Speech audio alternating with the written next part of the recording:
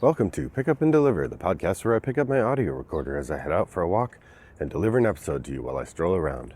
I'm Brendan Riley.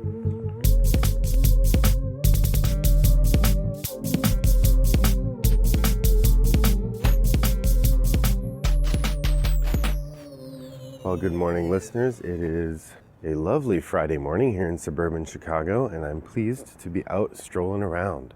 I had an idea. I don't know if this topic is going to be interesting or not.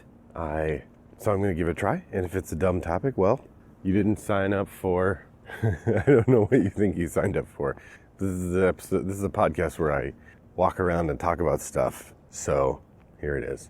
It all started about 3 days ago when I was browsing, I think, Board Game Geek, and I saw an ad for a game that had been in my radar for a while and now was suddenly available, according to the advertisement, at a price that was lower than I had seen it before. And I thought, pretty reasonable as far as prices go for games. So I followed the link and I found myself looking at the game, and I discovered that I had enough points to pick up the game without spending any real money. Now I know probably the smart person sees points earned with credit cards as real money. It is kind of real money. You can spend it on real products. But my wife and I's tradition has been that when we earn points from credit cards, those are sort of fun points. And we tend to get those points through Amazon. So I had some Amazon points that I could spend guilt-free. And so I picked up this game. Now, I was sort of amused to get this game because this game got a lot of interesting press when it came out, because it repeated a theme in a very, very direct way. What I'm talking about is the 2020 release, Athenaeum, I think it's called, or Athenaeum, maybe, from Renegade Games. The theme of Athenaeum is that you are competing managers or competing collectors assembling libraries in a magical world. Libraries full of magical books. And the goal is to assemble the best library and arrange it in the best way. Well, I don't know how long you've been listening, dear listener, but maybe 3 years ago, Renegade Games released a game in which you and the other players are curators of magic libraries, competing with other curators of magic libraries to have the best collection arranged in the most precise way. That's a game called Ex Libris, which I think is pretty fun. I think the player power is a little out of whack there, but it's a good game. Really, definitely, enjoyable to play once or twice a year. Not an every week kind of game, but a good time. So, obviously, if I have one game from Renegade about arranging a magical bookshelf, I really need to have both games from Renegade Games about arranging a magical bookshelf. So I got to thinking about which games do I have or which games have I played that have very strongly overlapping themes, and how close are those games and mechanisms. Now, there's a point at which many games have overlapping themes. If you're a fan of 18xx games, those games all basically have the same theme. Obviously, there's a whole genre of dungeon crawls which are almost identical from game to game about what you're doing in the game. You're crawling through a dungeon, fighting enemies, blah, blah, blah. Right, so that part doesn't really, that's not really what I'm thinking about here. What I'm thinking about is, ideally, the more specific the theme, the better. So how deep does the explanation of the theme go before the two games veer apart? So I thought a little bit about what are some of the games in my collection, or games that I've played, I'm including games I've played here, that have very similar themes. One I thought about that it's a pretty vague theme, so I could see why there's lots of them, but it occurred to me as something that comes up a lot, is the brewing of potions. This is a theme that comes up a lot, and I myself have played 3 different games in which you are sort of mystical wizards brewing potions. There's The Alchemists from CGE Games, which is a really interesting puzzle deduction game where you are trying to brew potions that won't kill people and won't earn you money. And the way that you figure out if the potion will earn you money or not kill people is that you have your assistants test it by drinking it. And so, and that game uses an app. It's app assisted, although you can play without the app. I don't know why you would want to. And then there's Quacks of Quedlinburg, which is another game about trying to make potions that aren't poisoned And in this game, instead of using logic and deduction to figure out whether your potion is going to be poison or not, you push your luck. Because in Quacks, you have a bag full of potion ingredients and you're pulling them out and adding them to your pot.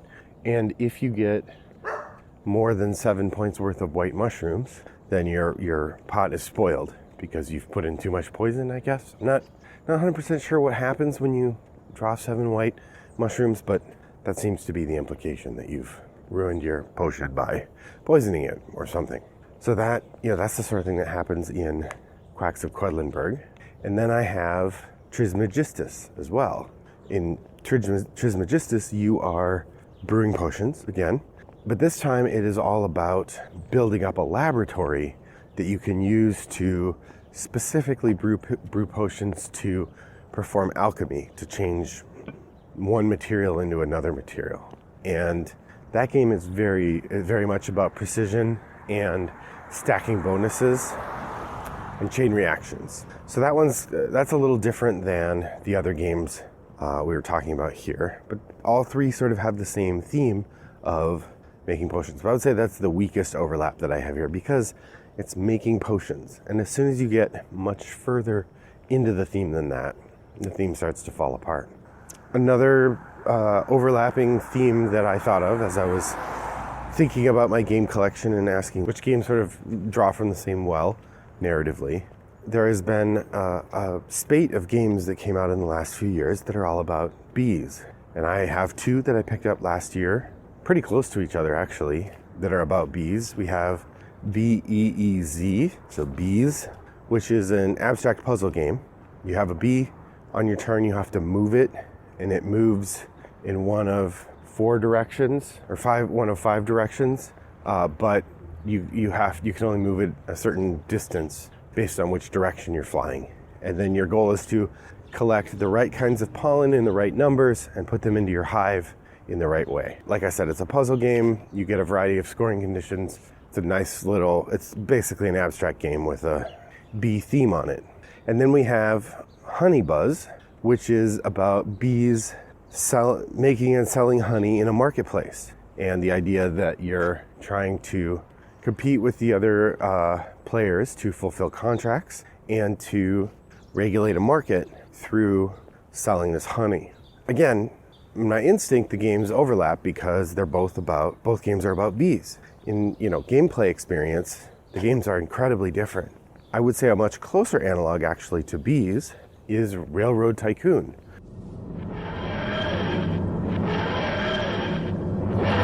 Future Brendan here. In the segment that follows, I inadvertently use the word railroad when I should be using the word raccoon. So thus, as follows, when I'm talking about Railroad Tycoon, I mean to talk about the Glendrover Forbidden Games game, Raccoon Tycoon. Thank you.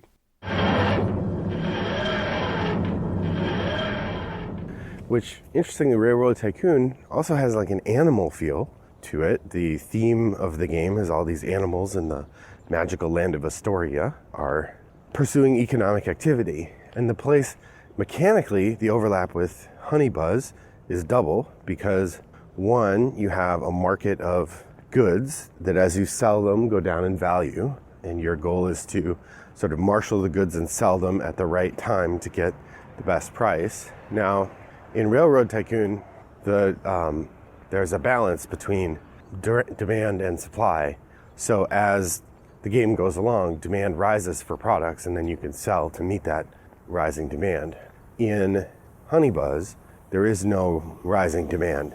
The demand is highest at the beginning of the game and lowest at the end of the game, and that's just how it works. So the Honey Buzz narrative is a little more nuanced, or the Railroad Tycoon economic narrative is a little more nuanced. But so that's the second overlap I wanted to talk about, is the bees in Honey Buzz and the bees in, bees. The third overlap, and honestly the first one I thought of when I started thinking about this, process, was Everdell and Dale of Merchants. Now, Railroad Tycoon is actually kind of a bridge there too, so I'll mention it here as well, but it's not heavily focused. Because in Railroad Tycoon, the only thing telling you that these are animals is the art on the front of the cover and the art on the pictures of the railroad cards. Everything else, it just looks like it's a railroad game. or an economic game. By contrast, Everdell and Dale of Merchants both have a couple things going for them. One, they seem to be a full society of anthropomorphic animals leading some sort of, social and cultural society. Second, the things that each type of place does. In Dale of Merchants, it's the merchant type, whichever type of animal you're buying. In Everdell, it's the animal type that you put into your tableau. They provide different kinds of benefits and negatives. So in Dale of Merchants, you get this feeling of these animals actually meaning something and doing something. And the same goes for Everdell. Now, in terms of gameplay, they're vastly different. Dale of Merchants is it's one of those deck destruction games where you have cards that you're adding into your pool and then cards that you're getting out of your pool, and you score them by pulling them out, but then they don't work for you anymore. And so you have this sort of really interesting back and forth like that. By contrast, Everdell, right, is a totally different kind of thing. You have this tableau that you're building, and you acquire things through worker placement spaces and drawing cards. Whereas, like I said, Dale of Merchants, it is a deck builder. I don't know if I said that. It's a deck builder where you're buying cards from a market, and then you're building these market stalls. As you do that, you pull cards out of your deck. So gameplay-wise, Dale of Merchants and Everdell, very different games. Theme-wise, I think they overlap pretty strongly. The last example of overlapping theme that I wanted to talk about today is zombie games. So in zombie games, there are a number of different overlapping themes. Of course, the biggest zombie game in the market is Zombicide, in which you are running around shooting zombies, right? It's literally that's what it is. But the narrative of maybe the oldest zombie game that I'm aware of that gets played regularly still is Zombies. Zombies has 3 exclamation points. It's a very simple roll and move and fight kind of game with lots of little zombies running around and causing trouble. In both games, you have heroes who are running through the city, shooting all the zombies, trying to find equipment. In Zombie 15, you have the same thing. You have a street full of zombies. You're running through, trying to kill them, trying to avoid them, trying to find resources. The big difference is in Zombie 15, you get 15 minutes to do it during the game. It's a shortened experience. So that's sort of one genre of zombie game, and I would say there's lots of zombie games in that region. But I wanted to point to a different zombie game which focuses more on the idea of trying to survive against the inevitability of danger from zombies. So in this case, if you think about a game like Dead of Winter, where players are a group of survivors in a remote area, and there's zombies everywhere, and your goal is to survive through the game, and at the same time, you can't entirely trust the other players because you need to work with them in order to survive, but they also may have interests that are different than yours. In some cases, there are people who actively want to do a thing that is different than yours. They are traitors. But even if that person is not in the game, there is usually still a pretty strong idea of people who have their own interest, and in order to win, they all have a personal goal that they have to accomplish. And the game says you're not allowed to tell anybody what that personal goal is, which doesn't, from a rules perspective, I get why they say that. But from a narrative perspective, it's kind of dumb, except that, in zombie movies, people often have secrets. And so the idea is this is a secret that applies to you, it shapes how you see the world, etc., etc., etc. So the game that I would put next to that, as overlapping in many of those things I just said, is City of Horror. In City of Horror, you have a group of people, they're trapped in a place, they're surrounded by zombies, they each have a motive to survive that's often counter to the motive of their opponents to survive.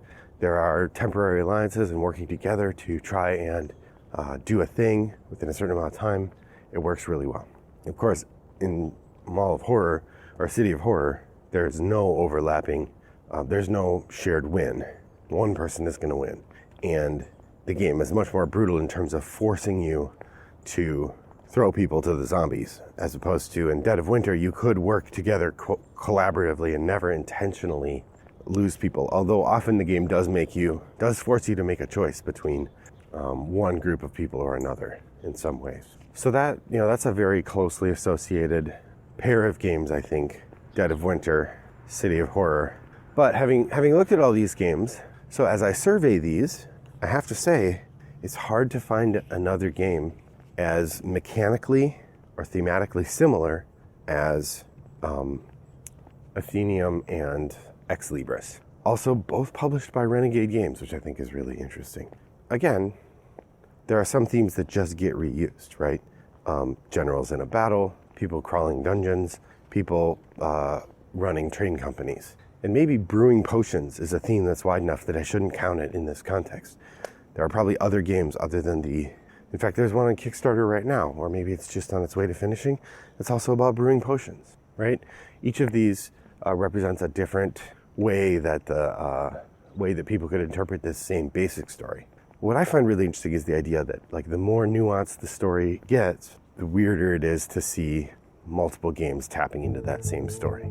Oh, I didn't even mention Cthulhu games, all the overlapping narrative idea behind Cthulhu games, which not only involve very similar plot lines, but also like identical characters. So that part's interesting to me. So as I'm wrapping up here, I wanted to offer up a couple games that I think are kind of idiosyncratic shining gems in my collection that don't have thematic overlap with anything else. And I think would be pretty weird to try to make. The first is a game I've talked about a fair amount in the last year. This is Motainai. Motainai is a game that has mechanical overlap. It is very similar to Glory to Rome in many ways. But at the same, Rattlebox Games.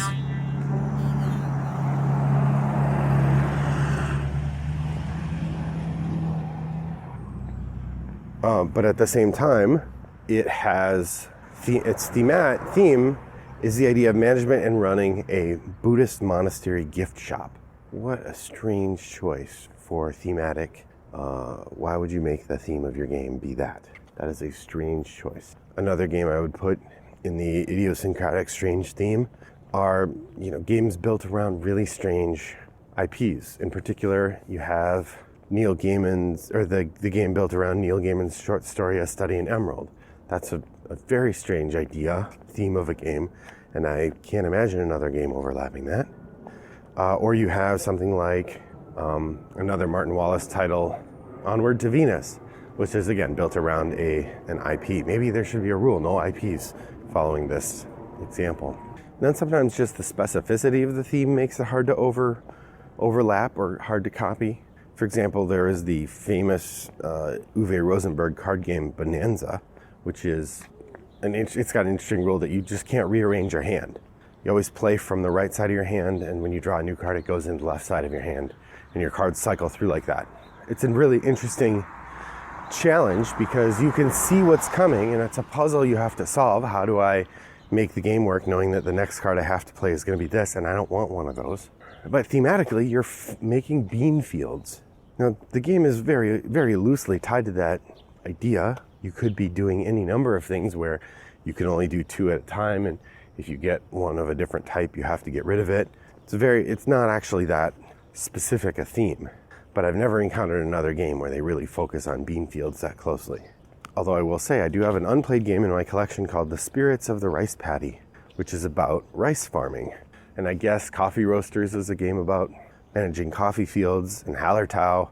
Hallertau is a general agricultural game, but it's focused on growing hops mostly. So maybe I'm overthinking a little bit when I say bean fields, but the whole point of this exercise was to talk about when games grab onto a very specific theme, right? Because that Athenium and Ex Libris, the theme matches way down the line.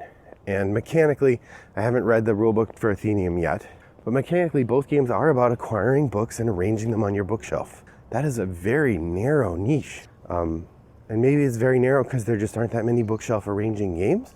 Like, would I think Alchemists was a really narrow niche if there was only 2 alchemy games that I knew of? That's a question for the ages. And so it comes time to pass the baton to you, dear listener. Which pairings of games did I leave out? Where do we see 2 games showing parallel creativity in the same way that Dante's Peak and Volcano matched up both in time and in cultural significance and showed us multiple people dealing with what happens when a volcano erupts in a populated area? Or similarly, Armageddon and Deep Impact, 2 different movies about a giant asteroid hitting the Earth and causing all kinds of trouble, made and released within a year of each other. Or even Godzilla and Pacific Rim. Obviously, these are movies that overlap more closely with a longer tradition of monsters in films, so maybe that's a dumb comparison. I withdraw the comparison. So you get the idea. If you have an idea for a pair of games that you think I should have talked about here, or maybe I haven't played them and you want to share them with me, you can do so over on Board Game Geek in our guild, 3269. You can send me an email, Brendan@Rattlebox Games. You can send me a geek mail message. My username there is Wombat929. You could send me a telegram. No, I don't even... Can you send telegrams anymore? I don't think so. Or the last place you could reach out on one of the asynchronous gaming platforms, Boîte à Jeux, Board Game Arena, Yucata.de.